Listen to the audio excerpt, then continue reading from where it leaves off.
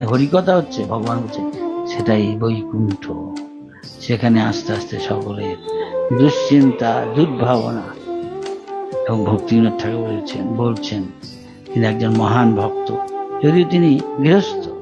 এমন না যে সবাইকে সন্ন্যাসী হয়ে ঘর সংসার, ছেলে মেয়ে, বাপ মা, বউ সবাইকে ছেড়ে সব ত্যাগ করে একটা কৌপিন পরে সামান্য কিছু কাপড় পরেছে হিমালয়ে গিয়ে ধ্যান করছে, নাক টিপছে, মাথা প্রণাম করছে না, এসব কিছু করতে হয়।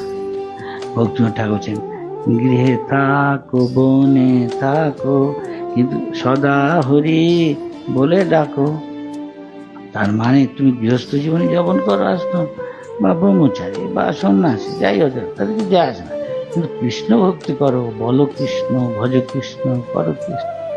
প্রতিটা মুহূর্তে যা কিছু করো কৃষ্ণের সুখের জন্য, তাহলে তুমি মুক্ত, তাহলে তুমি ভগবানের শ্রেষ্ঠ ভক্ত অনেকেই গৃহস্থ এবং মহাজন।